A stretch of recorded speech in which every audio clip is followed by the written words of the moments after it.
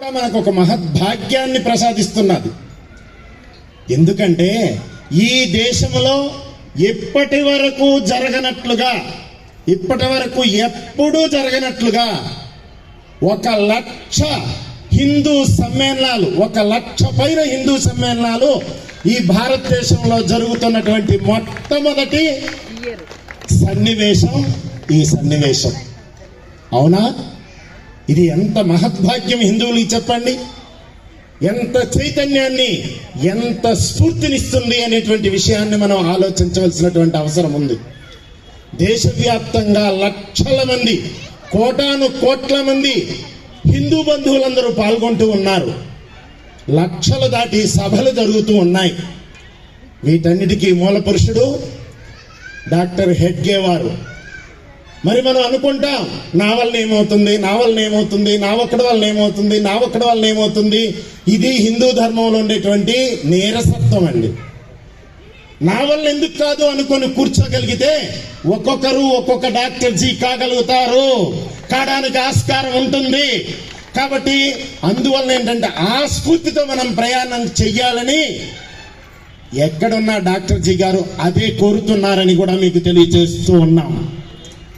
అందువల్ల ఏంటంటే మనం ఎట్లా ఉండాలి?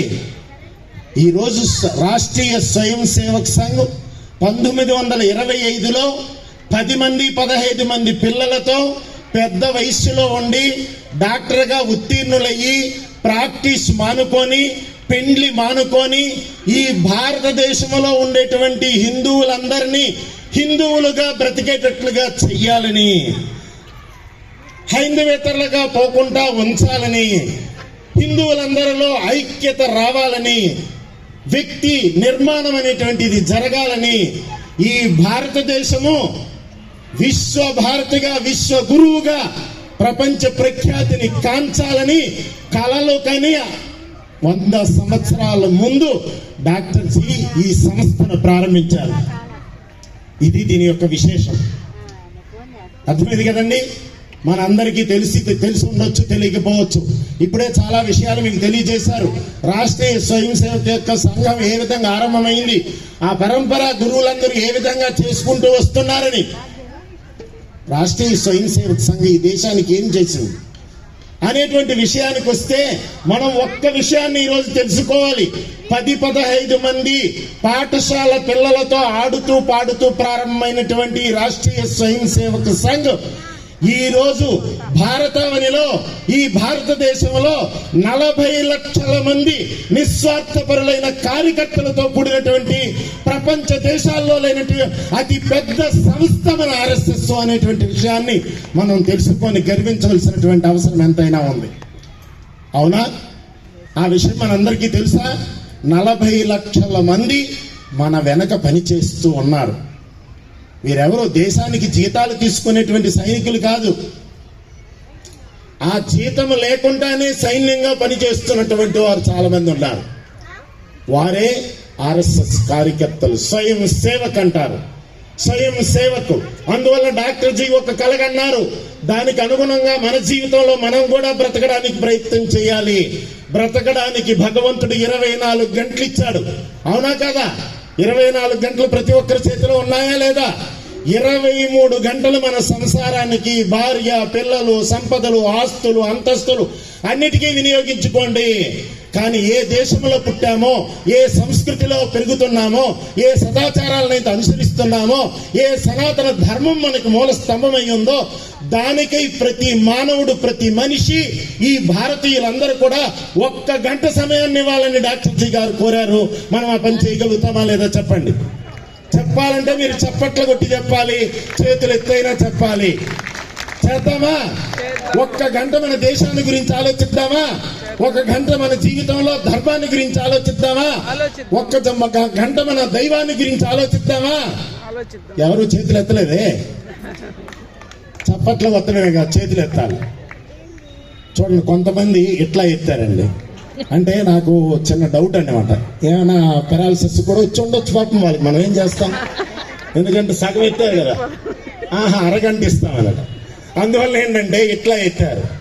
ఎవరైతే ఇట్లా ఎత్తుతారో దేశానికి, ధర్మానికి, దైవానికి మేము కంకణం కట్టుకొని ప్రతిరోజు 1 గంట ఆలోచిస్తాం, పని చేస్తాం అన్నటువంటి వాళ్ళు పూర్తి చేతిని ఎత్తాలి. వారు వచ్చే జన్మలో ఆజానుబాహులుగా పడతారండి. భారత్ మాతాకి, భారత్ మాతాకి, భారత్ మాతాకి. ఇది ఉండేటువంటి విషయం.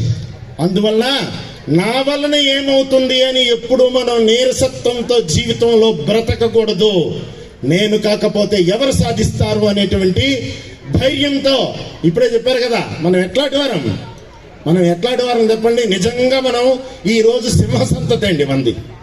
ఎందుకో తెలుసా? సింహం ఒకే బిడ్డను కంటుందట. అర్థమైందా? మనందరం అంతే కదా. ఈ రోజు హిందూ దేశంలో ఉండేటువంటి వాళ్ళందరూ కూడా సింహాల సంతతికి మారిపోతున్నారు. ఎందువల్ల? కుక్కల్లాగా, పందిల్లాగా 10 మందిని కనడానికి మనం సన్నద్ధంగా లేవండి. ఆదర్శాలు పెరిగిపోయినాయి, మన గౌరవం ఎక్కువ కావాల్సి వచ్చింది, పెద్ద స్థాయిలో నిలబడాలనుకున్నా. అందువల్ల సింహాల్లాగా ఒక్క పిల్లను మాత్రమే కంట, పిల్లనో పిల్లవాడు, అంతే కదా. అది ఆడసింహం కావచ్చు, మగ సింహం కావచ్చు. అందువల్ల మనం సింహాల్లాగా కంటున్నాం. సింహాల్లాగా కంటూ ఉంటే జరిగేటువంటి ఉపద్రవం ఏమిటో మనకేమైనా అర్థమవుతుందా?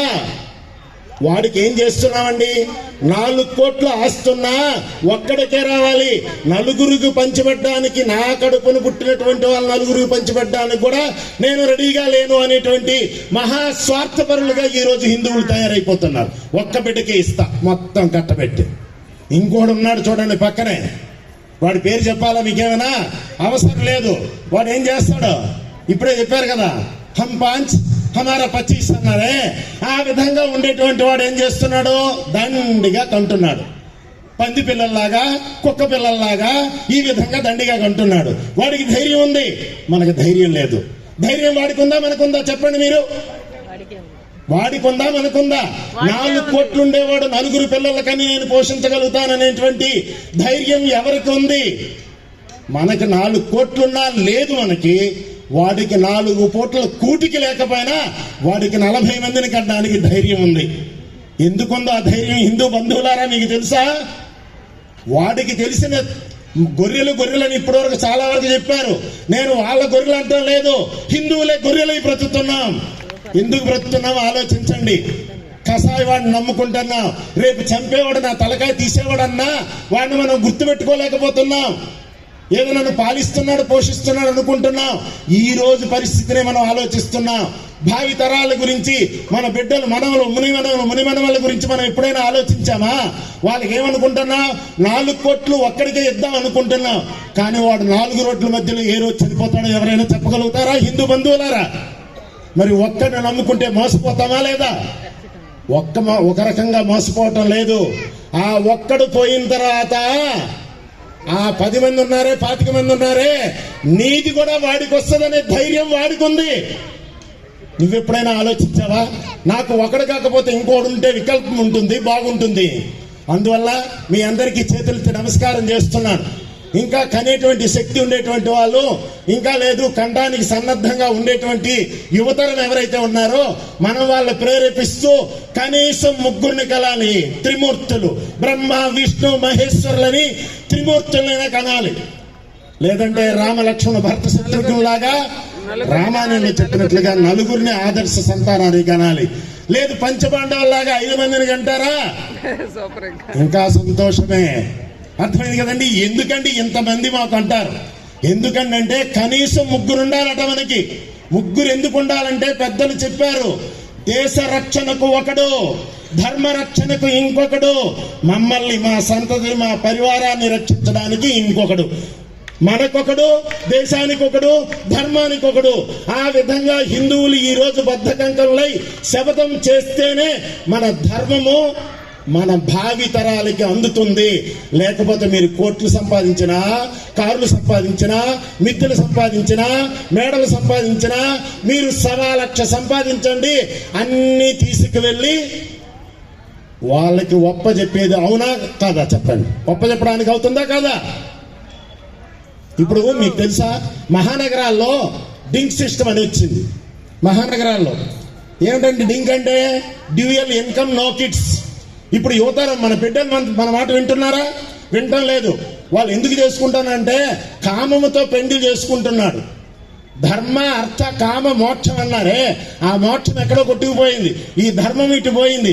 కేవలం కామానికి పెండ్లి చేసుకొని డింక్ సిస్టాన్ని ఫాలో అవుతున్నారు అనమాట. డ్యూయల్ ఇన్కమ్, భార్యాభర్తలు ఇద్దరం సంపాదిస్తాం, వంట చేసుకోము, ఇంట్లో ఉండం, హోటల్లో బ్రతుకుతుంటాం, హాయిగా ఉండిపోతాం, ఆనందంగా మా జీవితం గడిచిపోతుంది, ఇదే చాలు అనుకుంటున్నారన్నమాట. పవిత్రమైనటువంటి మన గృహస్థాశ్రమ ధర్మం ఏదైతే ఉందో, మన కుటుంబ వ్యవస్థ ఏదైతే ఉందో, ఇది ఎప్పుడైనా మన పిల్లలకి మనం బోధించామా? ఏ రోజైనా చెప్పామా? యువతరంలో ఈ రోజు పెండ్లి చేసుకుంటున్నారు.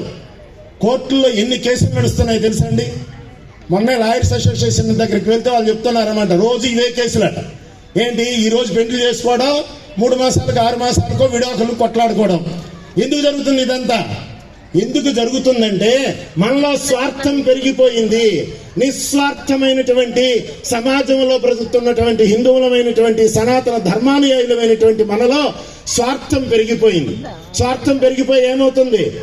భర్త సుఖాన్ని భార్య కోరుకోవడం లేదు, భార్య సుఖాన్ని భర్త కోరుకోవడం లేదు, వీరిద్దరూ కలిసి వాళ్ళ తల్లిదండ్రుల సుఖాన్ని అసలు కోరుకోవడం లేదు.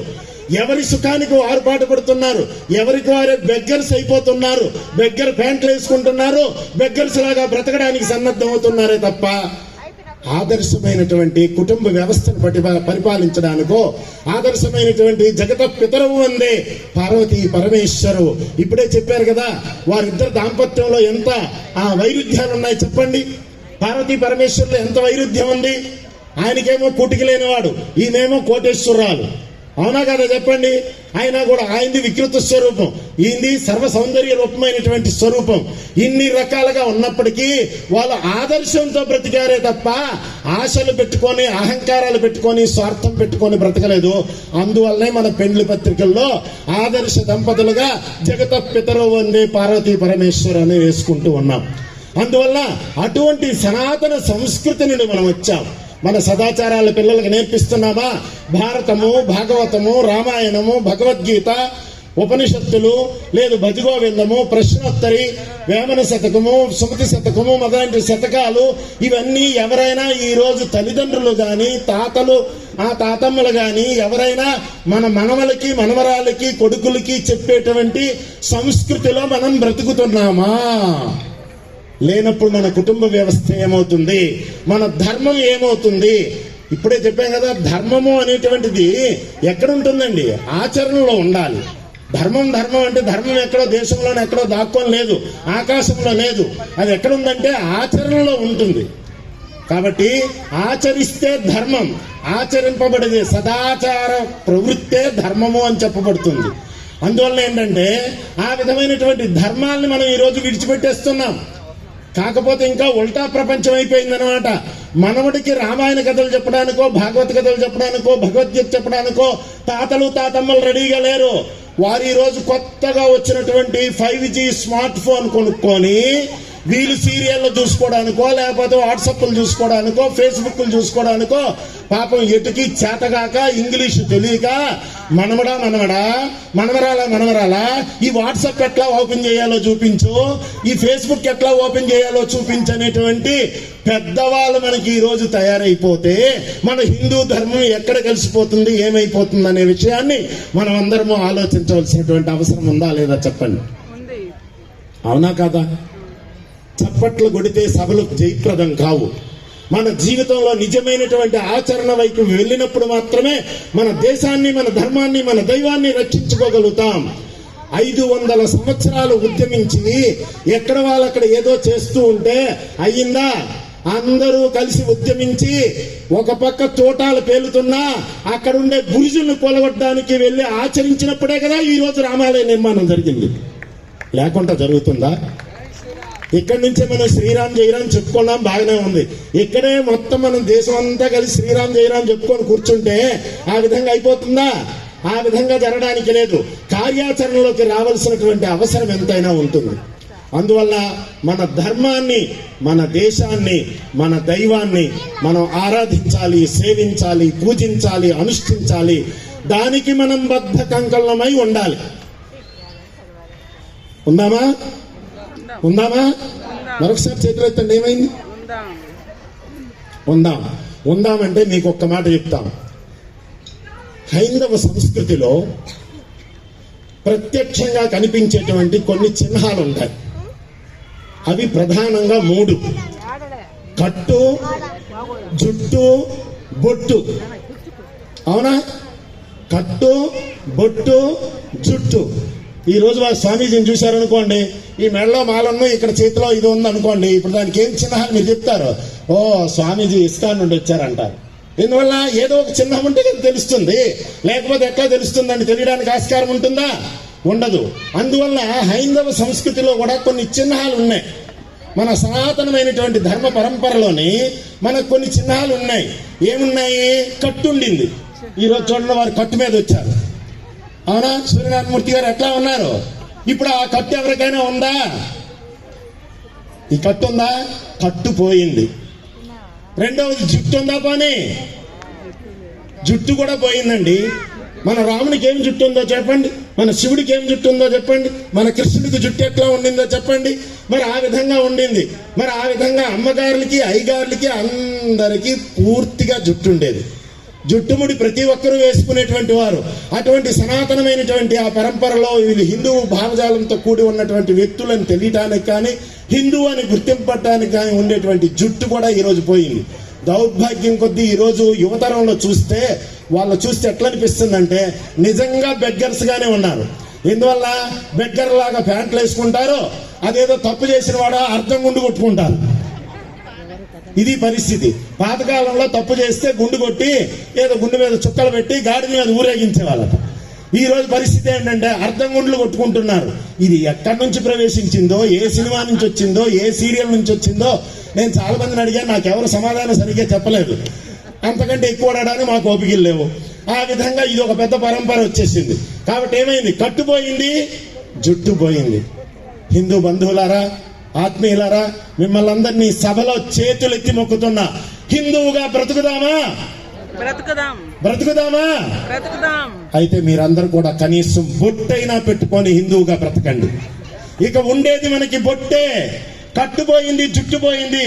కట్టు బొట్టు ఎట్లా మనం జుట్టు రెండింటినీ మనం కాపాడుకోలేకపోయాం. పోయినాయి, పోతే పోయింది. ఇకనైనా కనీసం మనం బొట్టుతోటైనా బ్రతికితే మనం హిందువుగా బ్రతుకుతున్నామని సోపానాలు ఎక్కేటప్పుడు మొదటి మెట్టులో మనం విజయాన్ని సాధించినట్లే. తల్లులకి చెప్పవలసి ఉంటుంది, స్టిక్కర్లు పెట్టుకునే కాలం దగ్గరలో వస్తుంది. దానికి మీరు తొందరపడవలసిన అవసరం లేదు. తల్లులు మీకు దండం. అందువల్ల మా దగ్గరికి వచ్చి నమస్కారం చేస్తే మేము ఏమి ఆశీర్వదించాలో మాకే అర్థం కాని పరిస్థితులు ఈరోజు మహిళల్లో ఉన్నది, మాతృమూర్తుల్లో ఉంది. మాతృమూర్తులు, స్త్రీ శక్తి, ఒక దుర్గాదేవిలాగా, ఒక ఝాన్సీబాయి లాగా మీరందరూ ఉండవలసినటువంటి తల్లులు ఈ రోజు మీరు స్టిక్కర్లు పెట్టుకుంటున్నారు. ఏమ్మా? భర్తకు ప్రతీకమైనటువంటిది బొట్టు, మెట్టు, గాజులు ఇవన్నీ కదా. ఇవి ఉంటే కదా ఉన్నాడు అనుకుంటా, అలా ఆయన ఉన్నాడు అంటారు. లేకపోతే ఏమని అనుమానిస్తారో? ఉన్నాడో పోయాడో అనుకోవలసి వస్తుంది. ఆ ఉన్నాడో పోయాడనే అనుమానానికి మీరు తావిచ్చేటువంటి పరిస్థితుల్లో బ్రతకడము సమంజసం కాదు. తల్లులారా, మీరందరూ గమనించండి. అందువల్ల చక్కగా పసుపుతో తయారు చేసినటువంటి కుంకుమ బొట్టును పెట్టుకోండి తల్లి. భర్త అంటే తీసేవాడు పెట్టేవాడు కాదు. బొట్టు తీయడం పెట్టడం అంటే అర్థం ఏంటి? అవసరమైతే బొట్టు పెట్టుకుంటా, లేకపోతే గోడకు స్టిక్కింగ్ చేస్తాం అనమాట, అక్కడ తీయించేస్తాం. ఆ విధంగా ఉండకూడదు తల్లి. అందువల్ల మనం అందరం కూడా తప్పనిసరిగా బొట్టు పెట్టుకోవాలి, కుంకుమ బొట్టు పెట్టుకోవాలి. ఆ విధంగా బొట్టు పెట్టుకునేటువంటి పరిస్థితిని మనం స్ట్రిక్ట్ గా ఫాలో అయ్యామంటే కనీసం హిందూ ధర్మంలో మనం ఉన్నాము అని కనీసం గుర్తైనా ఉంటుంది. చాలా పెద్ద పెద్ద వాళ్ళని చూస్తుంటాం, వైట్ అండ్ వైట్ లో వచ్చేటువంటి వాళ్ళు చూస్తాం, రకరకాలైనటువంటి పట్టు చీరలు కట్టుకొని వచ్చేటువంటి మాతృమూర్తులందరినీ చూస్తాం. మళ్ళీ దానిలో ఏంటండి, ఏమంటారు దాన్ని, ఏంటది పక్కన గుర్తు రాలే శబ్దం, ఏంటండి, ఎర్ర చీర కట్టుకుంటే ఎర్ర బొట్టు, గ్రీన్ చీర కట్టుకుంటే గ్రీన్ బొట్టు, తెల్ల చీర కట్టుకుంటే తెల్ల బొట్టు. Matching matching matching. మాకు మ్యాచింగ్ లేవు కదండి, అందువల్ల మాకు మ్యాచింగ్ తెలీదు. అందువల్ల మీ అందరికీ మ్యాచింగ్లు ఉన్నాయి కాబట్టి బాగా గుర్తొచ్చింది. ఆ విధంగా ఆఖరికి తెల్ల చీర కట్టుకుంటే తెల్ల బొట్టు పెట్టుకుంటే నిన్ను ఏమనుకోవాలి తల్లి? అందువలన మన సనాతన సంస్కృతిని విడనాడకండి. తల్లారా, తండ్రులారా, ఈ రోజు మీరందరూ చెప్పండి, కట్టు, చెప్పండి గట్టిగా, బొట్టు, చుట్టూ, హైందవ సంస్కృతికి పట్టు. గట్టిగా పిడికిలు పెట్టి చెప్పండి, కట్టు, బొట్టు, జుట్టు, హైందవ సంస్కృతికి పట్టు. అందువలన మనం పట్టు సడలిపోయాం. 3 ఇంట్లో 2 వదిలిపెట్టుకున్నాం. 3 పిల్లల దగ్గర 1 పిల్లవాడికి వచ్చాం. అది కూడా పోయే పరిస్థితి ఉంది. హిందూ ధర్మంలో పరిస్థితి చూడండి. అదేవిధంగా 3 చిహ్నాలు ఉన్నాయి. 3 చిహ్నాల్లో 2 పోయినాయి. ఇది కూడా వదిలేస్తే మన పరిస్థితి ఏమిటో ఆలోచించండి. అందువలన తల్లులు, తండ్రులు అందరూ కూడా మీరు ఈ రోజు ఇక్కడ ఉండేటువంటి దేవి దేవతలు ఎవరైతే ఉన్నారో, మహాత్ములు ఎవరైతే ఉన్నారో, వీరందరి సాక్షిగా ఈ రోజు నుండే ఎవరైతే పెట్టుకోరో, ప్రతిరోజు బొట్టు పెట్టుకోరో, వారందరూ కూడా వారందరి సాక్షిగా మేము రేపటి నుండి తప్పనిసరిగా స్నానమైన వెంటనే తిలకమో, కుంకుమో, గంధమో, ఇవన్నీ అండి. పురుషులకి కుంకుమ కూడా పెట్టుకోవచ్చు, ఇంకో తిలకం పెట్టుకోవచ్చు, గంధం పెట్టుకోవచ్చు, విభూతి కూడా పెట్టుకోవచ్చు. విభూతి తడి చేసి పెట్టుకుంటే ఎక్కువసేపు ఉంటుందండి. లేకపోతే ఇట్లా పెట్టామో అట్లా చెమట వచ్చిందో ఏదో పోతుంది అనమాట. అందువల్ల ఒక్కసారి బొట్టు పెడితే రోజంతా ఉండేటట్టు ఉండాలి. ఆ విధంగా ఏదో ఒక బొట్టు మేము తప్పనిసరిగా పెట్టుకొని హిందువునని నేను సగర్వంగా ప్రకటించుకుంటాను అన్నటువంటి వాళ్ళు ఎంతమంది ఉన్నారో చేతులెత్తండి. ఈ సభ సార్థకమైనట్లే, మనం ఒక మెట్టులో విజయాన్ని సాధించినట్లే.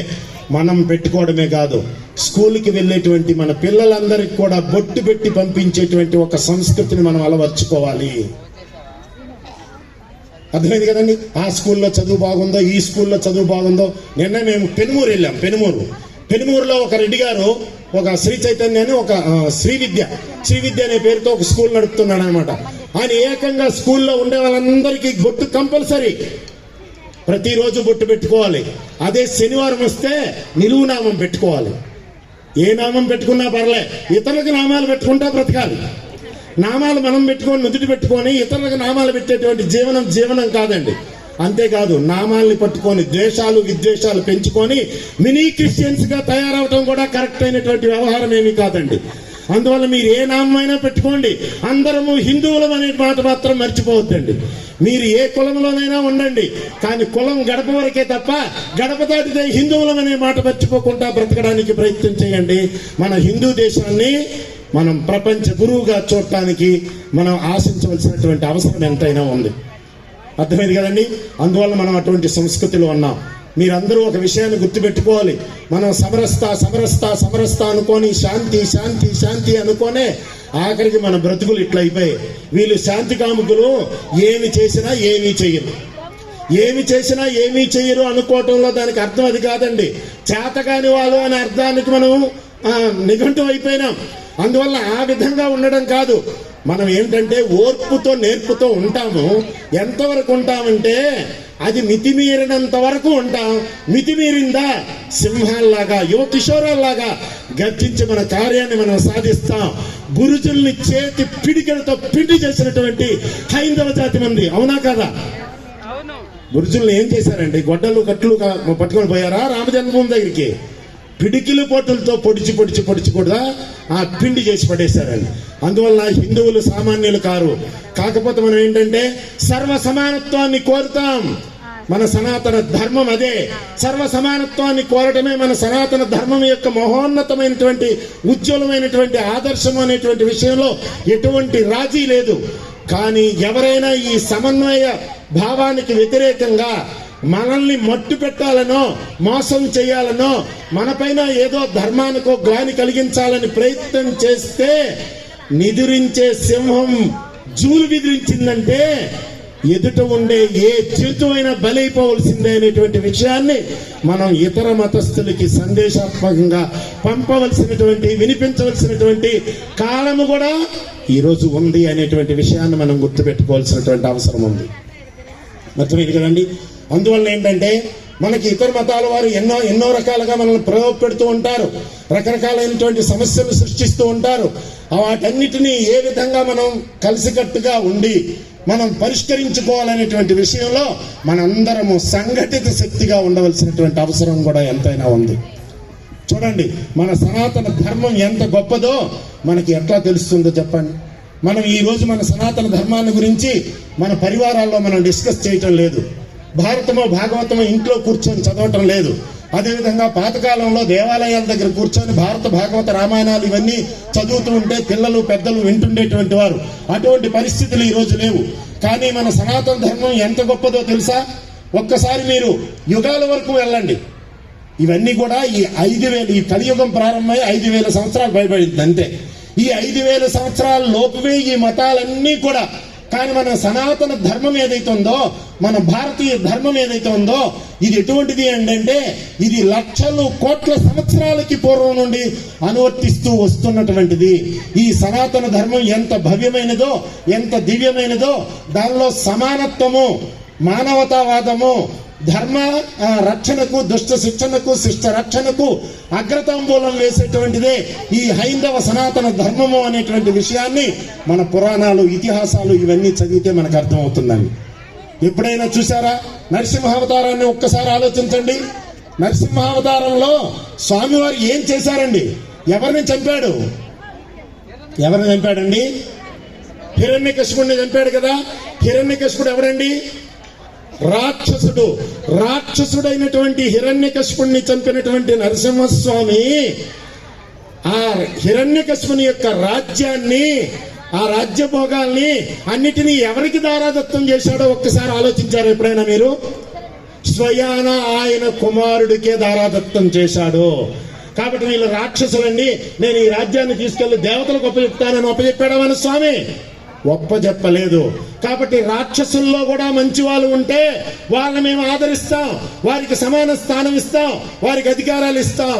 కానీ నీవు కూడా రాక్షసుడిగా బ్రతుకుతానంటే దేశం నుండి కూడా బహిష్కరించేటువంటి పరిస్థితులు తీసుకువస్తాం అనేటువంటి భారత పౌరులుగా మనం బ్రతకవలసినటువంటి అవసరం ఎంతైనా ఉంది. మరి సమానత్వానికి నాంది ప్రస్తావన మనకి త్రేతాయుగంలో కనిపించిందా లేదా? మన దేవుడు సమానత్వాన్ని పరిశీలించాడా లేదా? తండ్రి దుర్మార్గుడైతే తండ్రిని సంహరించాడే తప్ప, తనయుణ్ణి ఆదరించాడే తప్ప ఆయన దూరం చేయలేదు. అదేవిధంగా నా రాముడైనటువంటి శ్రీరామచంద్రుడి దగ్గరికి వచ్చామనుకోండి, ఎవరితో యుద్ధం చేశాడు?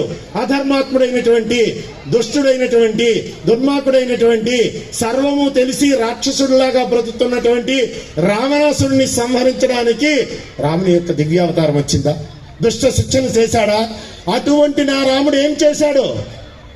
రాజ్యము లక్ష్మణుడు అన్నాడు, అబ్బా లంక చాలా గొప్పదన్నా, ఇది బంగారమేమన్నాడు. అపి స్వర్ణమయీ లంక నమే లక్ష్మణ రోచతే జనని జన్మభూమిశ్చ స్వర్గాదపి గరీయసి. నా కన్న తల్లి కన్న భూమే నాకు గొప్పదయ్యా, స్వర్గమైనా నాకు అవసరం లేదు అన్నటువంటి వాడు ధర్మాత్ముడు, నీతిపరుడు. ఆ రామో విగ్రహవాన్ ధర్మ అన్నట్లు అంత ఉదాత్త చరిత్ర కలిగినటువంటి వాడు నా రాముడు. అటువంటి రాముడు ఏం చేశాడు చెప్పండి? దుష్టుడైనటువంటి రావణ సంహారం, రాక్షస కులంలో ఉండేటువంటి రావణ్ణి సంహరించి అదే కులంలో ఆయనకి అనుజుడైనటువంటి విభీషణుడికి పట్టాభిషేకం చేశాడే తప్ప అక్కడ లక్ష్మణ్ని కూర్చొని పెట్టలేదు, లేకపోతే భరతశత్రువులకి శత్రుఘ్నులకి ఇస్తానని చెప్పలేదు కదా. తాను ఆ రాజ్యాన్ని ఆక్రమించుకోలేదు కదా. అంటే దుష్టుడు ఎవడైతే వాడినే దుర్మార్గంతో, మహాభారతం చెప్పింది షటే శాట్యం సమాచరేత్, దుర్మార్గంతో పరిమార్చాలి అనేటువంటి విషయాన్ని తెలియజేయడం జరిగింది. అందువల్ల దుర్మార్గుడైనటువంటి రావణ సంహారం చేసి ఆ కులంలోనే ఉండేటువంటి, ఆ జాతిలోనే ఉండేటువంటి, అక్కడే ఉండేటువంటి ఆ రాక్షస కులానికి సంబంధించినటువంటి ధర్మాత్ముడైనటువంటి విభీషణుడికి లంకను ఒప్పజెప్పినటువంటి అవతారమూర్తి శ్రీరామచంద్రుడు. అంటే మన సనాతన ధర్మం ఎంత ఉదాత్తమైనటువంటిదో మీరు ఆలోచించాలా లేదా? మనం ఆలోచించడం కాదు, బైబిల్ ఖురాన్ చదివేటువంటి ఇతర మతస్థులు కూడా మన సనాతన ధర్మంలో ఉండేటువంటి, మన పురాణ ఇతిహాసాల్లో ఉండేటువంటి, చరిత్రలో ఉండేటువంటి ఉదాత్తత, గొప్పతనం ఏమిటి అనేటువంటి విషయాన్ని వాళ్ళు చదివితే వారు కూడా మారటానికి ఆస్కారం ఉండేటువంటి ఉదాత్త చరిత్రలు మన సాహిత్యంలో కనిపిస్తాయి, మన ధర్మ గ్రంథాల్లో కనిపిస్తాయి. అందువల్ల ఏంటంటే ఇంత ఉదాత్తమైనటువంటి చరిత్ర ఉంది. కానీ మనం ఏం చేస్తున్నాం?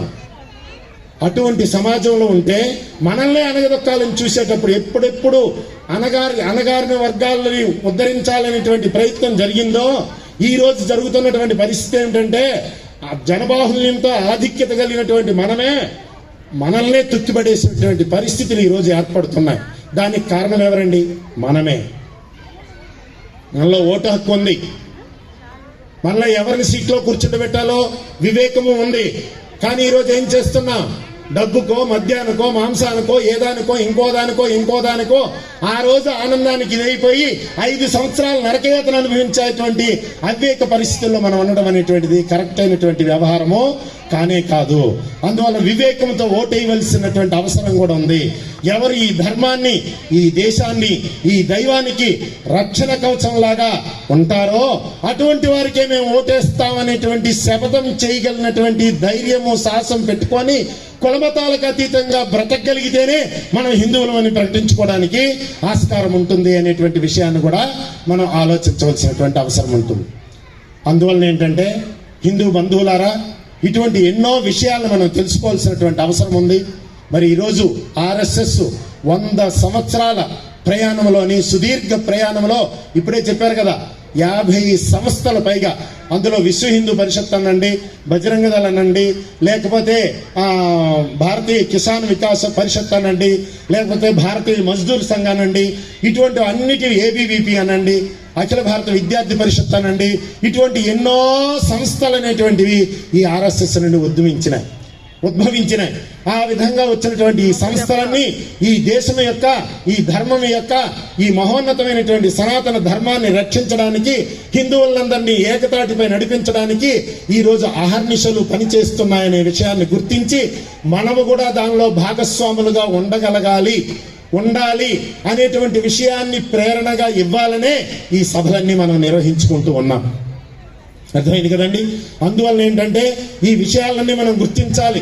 ఆర్ఎస్ఎస్ ఎంత మహోద్యమైనటువంటి కార్యక్రమాలు జరిపింది అంటే మనం ఈరోజు చెప్పొచ్చు, ఆర్ఎస్ఎస్ ఈ దేశానికి ఏం చేసింది అని ఒక్కవేళ ఒక ప్రశ్న వేసుకున్నాం అనుకోండి, ఒకే ప్రశ్నకు మనం సమాధానం చెప్పొచ్చు. అయ్యా, ఈ రోజు ప్రపంచ దేశాల్లో అగ్రదేశాలుగా అహంకార పూరితంగా మా శాసనానికే లొంగాలి, మేము చెప్పినట్లే వినాలి అని ఏ దేశాలైతే అహంకార భావంతో విర్రవీగుతూ కూర్చున్నాయో ఆ విధంగా విర్రవీగుతూ తలలు వంచాలి, మెడకాయలు వంచాలని ప్రయత్నాలు చేసినా ఆత్మాభిమానంతో, ఆదర్శ భావాలతో, అంకిత భావంతో, దేశభక్తితో ఈ ప్రపంచ దేశాలు ఒక్కటైనా ఈ భారతదేశం యొక్క తలకాయని దించలేదని చెప్పి ఈ భారతదేశం యొక్క ఔన్నత్యాన్ని ప్రపంచ దేశాలకి చాటుతూ ఏనాడైనా ప్రపంచ దేశాలకి భారతదేశమే జగద్గురువుగా మారుతుంది అనేటువంటి విషయాన్ని తెలియచేస్తూ ఈ రోజు భారతదేశాన్ని ఎక్కడో ఉన్నదాన్ని ఎక్కడికో తీసుకువెళ్తూ ప్రపంచ దేశాల్లో భారతం అని భారతదేశాన్ని స్మరింపజేస్తున్నటువంటి మన ప్రధానమంత్రి మాననీయ మోడీ గారి యొక్క శిక్షణ కూడా ఆర్ఎస్ఎస్ లోనే జరిగింది. అటువంటి ప్రధానమంత్రిని తయారు చేసినటువంటిది మన ఆర్ఎస్ఎస్ అని మనం సగర్వంగా ఈ రోజు చెప్పుకోవడానికి ఆస్కారం అనేటువంటిది ఉన్నది. అందువలన ఏ కృషి ఉంటే మనుషులు ఋషులవుతారు. కాబట్టి మనం పరిశ్రమ చేశామంటే మనం ఎంత ఎత్తుకైనా ఎదగడానికి ఆస్కారం ఉంటుంది. అది జీవన పరివర్తన దగ్గర నుంచే రావాలి. మన కుటుంబ వ్యవస్థలో మార్పు అనేటువంటిది రావాలి. పర్యావరణ కాలుష్యాన్ని పోగొట్టి మనం చూడండి, ఇప్పుడు ఇక్కడ చాలా మంచి పని చేశారు. ఇప్పుడు మాకు తెచ్చారు, ఇక్కడ బాటిల్ ఇచ్చారు అనమాట, స్టీల్ బాటిల్ ఇచ్చారు. ఎందుకు? ఈ రోజు ప్రపంచం పరిస్థితులు, అందులో విశేషించి మన దేశంలో మనం మాట్లాడుకోవాలంటే పర్యావరణ కాలుష్యం ఎన్ని రకాలుగా, నీరుల్లో కాలుష్యం, గాలిలో కాలుష్యం, నీటిలో కాలుష్యం, అదేవిధంగా రకరకాలైనటువంటి భూమిలో కాలుష్యం, ఇవన్నీ పెరిగిపోతున్నాయి. వీటన్నిటినీ పెరగకుండా ఉంచాలంటే మన జీవిత విధానంలోనే ఈ పాలిథిన్స్ ఏవైతే ఉన్నాయో, ప్లాస్టిక్ ఏదైతుందో, ప్లాస్టిక్ నిషేధాన్ని ప్రతి ఒక్కరూ చెయ్యాలి. ఎక్కడ చేస్తాం అనుకోకూడదు. మన ఇంటిలో ప్రారంభించాలి. మన ఇంటిలో మనం పాలిథిన్ వాడటం మానేస్తున్నామా, ప్లాస్టిక్ గ్లాసు వాడటం మానేస్తున్నామా, అదేవిధంగా ప్లాస్టిక్ బాటిల్ వాడటం మానేస్తున్నామా అని మొదలైనటువంటి విషయాలను మనం ఆలోచించవలసినటువంటి అవసరం ఎంతైనా ఉంది. ఆ విధంగా మరి ఇంటింటికి చెట్టు ఉండాలి. మనకి ఏదైనా ఒక ఖాళీ స్థలం ఉంటే పచ్చని చెట్టుని పెంచాలి. అర్థమైంది కదండి? అబ్దుల్ కలాం గారు ఒక మాట చెప్పారు. ఆయన విద్యార్థులు పాఠశాలకి వాటికి వెళ్తూ కాలేజీల్లో ఒక మాట చెప్పారనమాట. ఏం చెప్పారు అంటే, నేను ఒక ఉడతను పెంచాను, అది బయటికి వెళ్ళిపోయింది. ఏంటండి దేని పెంచారు? ఒక ఉడతను పెంచాను, అది బయటికి వెళ్ళిపోయింది.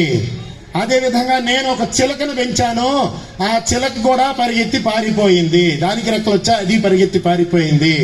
తరువాత నేను ఒక చెట్టును పెంచాను, ఆ ఉడత చిలుక కూడా చెట్టుని ఆశ్రయించుకొని బ్రతుకుతున్నాయి ఈరోజు. కాబట్టి సస్యశ్యామలం కావాలంటే సుజలాం సుఫలాం మలయజ శీతలాం సస్యశ్యామలాం. కాబట్టి అటువంటి భారతదేశాన్ని ఈ రోజు మనం పొల్యూషన్తో నింపేస్తున్నాం. కాబట్టి ఒక్కొక్క కుటుంబానికి ఒక్కొక్క గోవు రావాలి, ఒక్కొక్క కుటుంబానికి ఒక్కొక్క వృక్షం రావాలి, ఒక్కొక్క కుటుంబంలోని ఈ పాలిథిన్ వ్యవహారం అనేటువంటిది, ఈ ప్లాస్టిక్ నిషేధం అనేటువంటిది రావాలి. ఇటువంటి ఎన్నో సదాచారాలను మనం కుటుంబ వ్యవస్థ నుండి నేర్చుకుంటూ ఆచరణలోకి తీసుకురావాల్సినటువంటి అవసరం ఉంది. అందువల్ల ఇవన్నీ కూడా పంచ పరివర్తనలు ఏవైతే ఉన్నాయో మీ అందరికీ పత్రికలు ఇచ్చి ఉంటారు, అవి చక్కగా చదువుకొని మానవ జీవితంలో ఒక పరివర్తన అనేటువంటిది ఎప్పుడు బాగుపడుతుంది? దేశం బాగుపడాలంటే ముందు నీవు బాగుపడు. నీవు బాగుపడ్డావంటే దేశం బాగుపడుతుంది. నీవు బాగుపడకుండా దేశం బాగుపడాలని గోల పెడితే దేశం బాగుపడటానికి ఆస్కారం అనేటువంటిది ఉండదు. అందువల్ల ఆ పంచ పరివర్తనలు మన దగ్గర నుంచే రావాలి. మనలో విషమతలు అనేటువంటివి బాగా నాటుకుపోయినాయి. బ్రాహ్మణుడు వేరు, క్షత్రియుడు వేరు, వైశ్యుడు వేరు, శూద్రుడు వేరు. ఆ శూద్రుల్లో ఇంకా ఎన్ని రకాలు ఉన్నారో, రెడ్డి, కమ్మ, నాయుడు, చాకలి, మంగలి, అది ఇది రకరకాల. వాడికంటే నేను గొప్ప అంటే వీడికంటే నేను గొప్ప అనుకుంటున్నారు. ఇవన్నీ ఎక్కడి నుండి వచ్చాయి? ఈ కులాలన్నీ మనం చేసే పనిని బట్టి వచ్చాయి. పని కూడా దేన్ని బట్టి వచ్చింది? గుణాన్ని బట్టి, స్వభావాన్ని బట్టి వచ్చింది. ఎవరికి ఏది చేతనవుతుందో వాడు ఆ పని చేస్తాడు. అంత మాత్రం చేత వాడు మనిషి కాదా? వాళ్ళలో మానవత్వం లేదా? వాళ్ళలో దైవీ గుణాలు ఉండవా? అందువల్ల ఏంటంటే మనం మానవతావాదంతో పోవలసినటువంటి అవసరం ఈరోజు ఉంది. ఆ మానవులందరూ, ఈ దేశంలో ఉండేటువంటి వాళ్ళందరూ భారతీయులమనే భావంతో ముందుకు పోవాల్సినటువంటి అవసరం ఉంది. ఆ విధంగా పోయినప్పుడు సమత అనేటువంటిది ఏర్పడి మన దేశం అనేటువంటిది మహోన్నతమైనటువంటి ఉజ్వలమైనటువంటి స్థితికి ఎదగడానికి ఆస్కారం అనేటువంటిది ఉంటుంది అనేటువంటి విషయాన్ని మనం గుర్తించవలసినటువంటి అవసరం ఉంది. ఇక పౌర హక్కుల దగ్గరికి వస్తే మనం ఎప్పుడూ హక్కుల గురించి ఆలోచించే వాళ్ళమే తప్ప విధుల గురించి ఆలోచించం. నాకేమొస్తుంది, నాకెవరేమిస్తారు, నాకు ఆ రైట్ ఉంది, నాకు ఈ రైట్ ఉందంట, నాకు ఇది కర్తవ్యం, నేను చేయదగినటువంటి ఇది ఉంది అది ఉందని ఎప్పుడైనా మనం ఆలోచిస్తామా? ఆలోచించేటువంటి పరిస్థితి ఉండదన్నమాట. ఇందాక చూడండి, నేను చాలా బాధపడుతున్నా. నాకు అనిపించింది అనమాట, ఓహో నాకు ఇక్కడ కుర్చీ ఎందుకు వేశారంటే అదిగోండి ఆ స్వస్తికి, ఈ ఓంకారము, ఆ స్వస్తికి ఏవైతే ఉన్నాయో వీటిని తొక్కకుండా చూసుకోవడానికి వేశారు అనుకున్నాను నేను. అందరూ వాటిని తొక్కొని వచ్చేస్తున్నారు అనమాట. అంటే కిందకి పైకి చూసే పరిస్థితి లేదు. మనం బ్యారియార్డ్స్ దాటి వస్తున్నామే, ఏమిటి పరిస్థితి అని లేదు. అందరికీ పై చూపే తప్ప కింద చూపు లేదు. నడిచేటప్పుడు కింద చూపుతో నడవాలని శాస్త్రాలు మనకు చెప్తున్నాయి. కాబట్టి అటువంటి పౌర హక్కులు మొదలైనటువంటి వాటిని కూడా మనం చక్కగా పాటించవలసినటువంటి అవసరం ఉంటుంది. అందువల్ల ఈ పంచ పరివర్తనలు తెచ్చుకొని మానవుల్లో ఉన్నతమైనటువంటి స్థితికి మనం ఎదుగుతూ మన దేశాన్ని, మన ధర్మాన్ని, మన దైవాన్ని సంరక్షించుకుంటూ మనం హిందువులుగా సమష్టి కృషితో భావిస్తూ, భావనలో ఉంటూ, హిందువుగా జీవిస్తూ, మన హిందూ ధర్మాన్ని పరిపాలిస్తూ మనందరం కూడా మన దేశాన్ని, మన దైవాన్ని, మన సనాతనమైనటువంటి ధర్మాన్ని, మన వ్యక్తి వికాసాన్ని పెంచుకుంటూ మన భారతదేశాన్ని ఒకరోజు జగద్గురువుగా చూడటానికి మనందరము బద్ధకంకలము కావాలి అనేటువంటి విషయాన్ని తెలియచేస్తూ ఓం శాంతి శాంతి శాంతి. వందే వందే. ఏం అందరూ చేతులు ఎత్తలే? మళ్ళా ఎత్తమంటేనే ఎత్తారండి, ఇదే ఉండే సమస్య. ఎత్తండి ఎంత ఎత్తడమే తప్ప కనీసం మేము ఎత్తున్నామనే ఎత్తరే. చెప్పండి, వందే వందే. ఏం సౌండ్ వినిపించడం లేదు. ఎక్కడికి వినిపించాలి? పార్లమెంట్ లో ఉండే ఆ 100 మందికి వినిపించాలండి. వందే మాతరం చెప్పినటువంటి 100 మంది అక్కడ ఉన్నారు. వాళ్ళందరూ ఎక్కడ? వాళ్ళు రావణాసు సంతతి అనమాట. అర్థమైంది కదండి? వాళ్ళు హిందువులు కాదు. హిందువులు కాకుండా హిందూ మాత అయినటువంటి హైందవ దేశంలో పుట్టి భారతీయ మాతను వందే మాతరం అని నమస్కరించినటువంటి వాళ్ళు 100 మంది పార్లమెంట్ లో కూర్చొని ఉన్నారు. వారికి వినిపించాలి. వారి చెవుల్లో ఉండే కన్నబేరులు బెర్దలైపోవాలి. వందే వందే మాతరం మాతరం మాతరం మాతరం భారత్ మాతా కీ, గో మాతా కీ, భూ మాతా కీ, వేద మాతా కీ, अपने अपने माता की। हर नम पार्वती पतये, हर हर महादेव।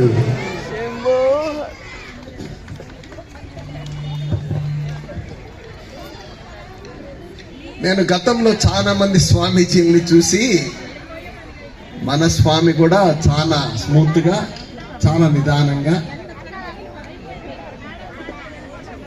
ఆయన ఏదో కొన్ని చిన్న చిన్న శ్లోకాలు చెప్తారనుకున్నాను. కడిగి పారేశారు మనల్ని. ఒక రంగా చెప్పాలంటే మనం హిందువులుగా మనలో ఉన్న దోషాలని కడిగి పారేశారు, నిష్కర్షగా మాట్లాడారు. నేను నిజంగానే స్వామీజీల్ని ఎంతో మందిని చూశారు, కానీ ఇంత చైతన్యవంతంగా, ఇంత నిర్మోహమాటంగా తప్పులను ఎత్తి చూపించి కడిగేసి సరిదిద్ది ఒక గురువుగా నిజమైన ఆశీర్వాదం ఇచ్చారనిపించింది నాయుడుపేటకి. కృతజ్ఞతలు స్వామీజీ, ప్రభుజీ.